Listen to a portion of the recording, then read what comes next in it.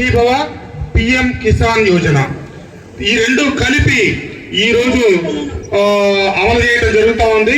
ఈ రోజు తొలి విడతగా 7,000 రూపాయలు రైతుల అకౌంట్లో జమ అవుతా ఉంటే దీంట్లో కేంద్ర ప్రభుత్వ వాటా 2,000 రూపాయలు ఇప్పుడు ప్రధాని నరేంద్ర మోడీ గారు ఆయన సొంత నియోజకవర్గం అయినటువంటి వారణాసి నుంచి ప్రారంభించడం జరిగింది. తద్వారా 9 కోట్ల రైతులకి దేశవ్యాప్తంగా లబ్ధిని చేకూరుస్తూ ఉంటే, అలాగే మన రాష్ట్రానికి సంబంధించి 46 లక్షల మంది పైచిలకు రైతన్నలకి ఈ రోజు మన రాష్ట్ర ప్రభుత్వం 5,000 రూపాయలు విడుదల చేస్తా ఉంది.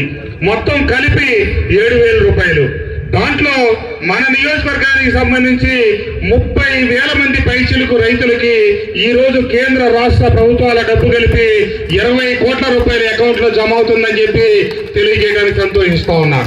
ఇది తొలి విడత 7,000. రెండో విడత మళ్ళీ ఒక 7,000 రూపాయలు జమ అవుతాయి. దాంట్లో కూడా కేంద్ర ప్రభుత్వానికి 2,000, రాష్ట్ర ప్రభుత్వానికి 5,000.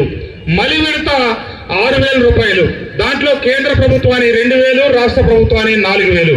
ఈ రకంగా రాష్ట్ర ప్రభుత్వ ఆర్థిక వ్యవస్థ 2004 నుంచి 19 వరకు విభజింపబడిన ఆంధ్రప్రదేశ్ లో అప్పటి ముఖ్యమంత్రి చంద్రబాబు నాయుడు గారి నాయకత్వంలో ఒడివడిగా అడుగులేసుకుంటూ అటు అభివృద్ధి సంక్షేమం ముందుకు సాగుతూ ఉంటే జగన్మోహన్ రెడ్డి గారు మధ్యలో వచ్చి నాకు ఒక అవకాశం ఇవ్వండి, ఇంకా ఏదో అభివృద్ధి చేస్తా, ఇంకా ఏదో సంక్షేమం చేస్తా అని వచ్చి రాష్ట్ర ప్రభుత్వ ఆర్థిక వ్యవస్థని 2 లక్షల కోట్లు ఉన్న అప్పుని 12 లక్షల కోట్లకు చేర్చి ఈ రోజు భారతదేశంలో ఆర్థికంగా దివాళా స్థితిలోకి ఆంధ్రప్రదేశ్ తీసుకొస్తే మీ అందరికీ తెలుసు, చిత్రమైన రహదారులు ఏ రకమైనటువంటి అభివృద్ధికి నోచుకోకుండా అక్షర క్రమమే కాకుండా అభివృద్ధిలో కూడా చివరి దశకి చేరి 5 సంవత్సరాల్లో ఆయన ఇచ్చిన హామీల్లో దశల వారీగా మద్య నిషేధం చేస్తాను అని చెప్పి ఎక్కడా లేని విధంగా మద్యం రేట్లు పెంచి అది కూడా చౌక మద్యం, చీప్ లిక్కర్ ఈ రాష్ట్రంలో ప్రవేశపెట్టి దాంట్లో నుంచి 1,000 కోట్లు దండుకొని ఇటు ప్రజలకు తీవ్ర అన్యాయం చేసి ఒక అంచనా ప్రకారం ఆంధ్రప్రదేశ్ లో ఈ కల్తీ మద్యం, చీప్ మద్యం తాగి దాదాపుగా 2 లక్షల మంది యువకులు చనిపోయి ఉంటారు అనేది ఒక అంచనా.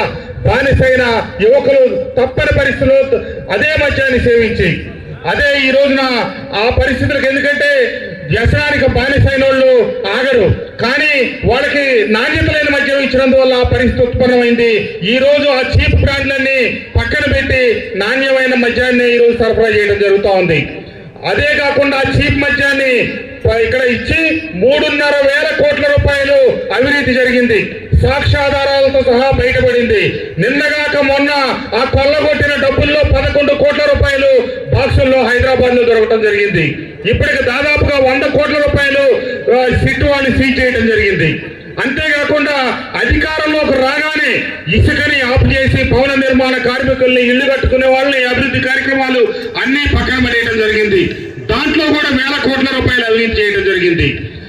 ఈ రకంగా అటు అభివృద్ధి, ఇటు ప్రజల్ని దోచుకున్నాక ఈ రోజు మళ్ళీ చంద్రబాబు నాయుడు గారి చేతికి వస్తే 12 లక్షల కోట్ల అప్పుతో ఈ ఆర్థిక వ్యవస్థను తీర్చిదిద్ది చెప్పిన ప్రతి పథకాన్ని 4,000 రూపాయలు పెన్షన్ ఇస్తానని చెప్పగానే ఈ రోజు క్రమం తప్పకుండా 4,000 పెన్షన్ ఇవ్వడం జరుగుతూ ఉంది. అంతేకాకుండా వితంతువుల పెన్షన్ నిన్న మైలవరం నియోజకవర్గంలో దాదాపుగా 968 మందికి కొత్తగా శాంక్షన్ చేసి వాళ్ళకు కూడా ఇవ్వడం జరుగుతూ ఉంది. అటు వితంతువులు, వికలాంగులు, రకరకాల పెన్షన్లు, ఇంకా కొత్తగా శాంక్షన్లు వచ్చేవాళ్ళు కూడా వచ్చే మరికొద్ది మాసాల్లో అర్హత కలిగిన వాళ్ళకు కూడా పెన్షన్లు ఇవ్వబోతా ఉన్నాం. మొన్నే తల్లికి వందనం పేరుతో ఎంతమంది బిడ్డలు ఉన్నా కూడా వాళ్ళ అకౌంట్ లో డబ్బులు జమ చేయడం జరిగింది. దానికి 9,000 కోట్ల రూపాయలు ఈ రాష్ట్ర ప్రభుత్వం ఖర్చు పెట్టి ఇచ్చిన హామీ మేరకు ఎన్ని ఇబ్బందులు ఉన్నప్పటికీ అధికారంలోకి వచ్చిన 4 మాసాల్లోనే మీ అందరికీ తెలుసు, బుడమేరు వరదలు వచ్చి రాష్ట్రం అంతా అల్లకల్లోలమైతే ఆ ముఖ్యమంత్రి గారు, ఆ యువకుడు ఆ వరదల్లో వచ్చి విజయవాడలో 11 రోజుల పాటు కదలకుండా బస్సులో పండుకొని కలెక్టరేట్ లో కూర్చొని ప్రతి గ్రామానికి ఉదయమే పాలు పంపించి భోజనం పంపించిన మహానుభావుడు. అన్ని పరిస్థితులు చక్కదిద్దుతా ఉన్నారు. పథకాలు సక్రమంగా అమలు చేసి మీరు గుర్తు చేసుకోండి, గత ప్రభుత్వం 3,000 పెన్షన్ ఇస్తామని చెప్పి దశల వారీగా పెంచి 2019 నుంచి 2024 ఎన్నికల ముందు 3,000 చేసింది. ఈ ప్రభుత్వం అధికారంలోకి వచ్చిన తొలి రోజే 4,000 ఇస్తా ఉంది. మేమేదో చేయలేదంటా ఉన్నారు. కానీ అర్హత కలిగిన పేదలు తీసుకునే పెన్షన్ మీదే గత ప్రభుత్వానికి ఈ ప్రభుత్వానికి 12,000 రూపాయలు అదనంగా కుటుంబాలకు లబ్ధి చేకూరడం జరిగింది. అంతేకాకుండా ఈ పూట అన్నదాత సుఖీభావ పథకం ఏవైతే ఉందో గత ప్రభుత్వం రైతు భరోసా కింద అమలు చేయడం జరిగింది. అప్పుడు ఇచ్చింది 13,500 రూపాయలు. ఈ రోజు ఈ ప్రభుత్వం ఇస్తా ఉంది 20,000 రూపాయలు. అంటే నేరుగా దాదాపుగా 6,500 రూపాయలు ఈ పథకంలో అన్ని కుటుంబాలకి లబ్ధి చేకూరుతా ఉంది. అంతేకాకుండా గత ప్రభుత్వంలో ఎంతమంది బిడ్డలున్నా ఒకరికి 15,000 రూపాయలు, అంతమందికి 15,000 రూపాయలు చొప్పున అందించడం జరిగింది. ఓ పక్క అభివృద్ధి, మన గ్రామానికే చూడండి 2 రోడ్లు, కట్టుబడివారిపాలెం నుంచి వచ్చే రోడ్డు ఒకటి, ఇటు కౌలూరు నుంచి వచ్చే రోడ్డు ఒకటి. కట్టుబడివారిపాలెం నుంచి వచ్చే రోడ్డు మొన్నే నేను శంకుస్థాపన చేశాను, పనులు ప్రారంభమైనాయి. ఇటు పక్క శాంతినగర్ నుంచి కొండపల్లి నుంచి వచ్చే రోడ్డుకి 1 కిలోమీటర్ పైన నేను సిమెంట్ రోడ్ వేయించాను. రాబోయే ఇంకొక కిలోమీటర్ ఉంది, దాన్ని కూడా వచ్చే 2 నెలల లోపల పూర్తి చేయించడం కోసం అన్ని చర్యలు తీసుకుంటా ఉన్నాం. కౌలూరుకు వచ్చే 2 రోడ్లు, ఇటు పక్కన మనం పైనూరుపాడు వెళ్ళే రోడ్డు కూడా కొత్త రోడ్డు నిర్మాణం జరిగింది.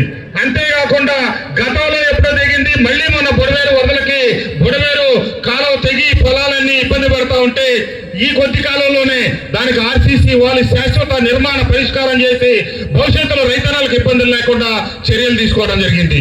ఈ ప్రభుత్వం అధికారంలోకి వచ్చేటప్పటికి రాష్ట్రంలో ఉన్న రోడ్లు ఏమాత్రం పనికిరాని పరిస్థితిలో ఉంటే వాటన్నిటిని క్రమ పద్ధతిలో చక్కదిద్దుతూ ఉన్నారు. కాబట్టి మీ అందరి సహకారం కావాలి.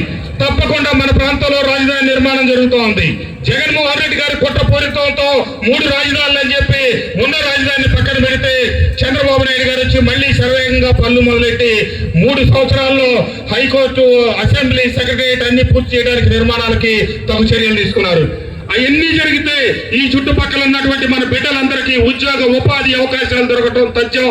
ఈ రాష్ట్రం ఈ 5 సంవత్సరాల కాలంలో ఖచ్చితంగా అభివృద్ధి దిశగా ప్రయాణం చేస్తుందని, పేదలకి అండగా ఉంటుందని, అభివృద్ధి సంక్షేమం 2 కళ్ళుగా ముందుకు సాగుతుందని, ఆ 75 ఏళ్ల నవ యువకుడి కృషిని మీరందరూ గమనించాలని అటు పవన్ కళ్యాణ్ గారు అరాచక పాలనకు వ్యతిరేకంగా ఆనాడు అన్న నందమూరి తారక రామారావు గారు తెలుగు వారి ఆత్మ గౌరవం కోసం తెలుగుదేశం పార్టీ స్థాపిస్తే ఈ 2024 ఎన్నికల్లో పవన్ కళ్యాణ్ గారు తెలుగు ప్రజల మీద జరుగుతున్న అరాచకానికి వ్యతిరేకంగా కూటమికి మద్దతు ఇచ్చి కూటమిలో చేరి ఈ రోజు అభివృద్ధిలో ముందుకు సాగుతా ఉన్నారు. అలాగే కేంద్రంలో కూడా అనుభవజ్ఞుడైన నరేంద్ర మోడీ గారి నాయకత్వంలో మనకు సహకారం అందబట్టి ఈ రాష్ట్రం పునర్నిర్మాణ దిశగా సాగుతుందని చెప్పి తెలియజేస్తూ రాబోయే రోజుల్లో మరిన్ని అభివృద్ధి కార్యక్రమాలు చేపడతామని, తప్పకుండా మైలవరం నియోజకవర్గ అభివృద్ధికి కూటమి ప్రభుత్వం చంద్రబాబు నాయుడు గారు, లోకేష్ బాబు గారి నాయకత్వంలో ముందుకెళ్తుందని చెప్పి తెలియజేస్తూ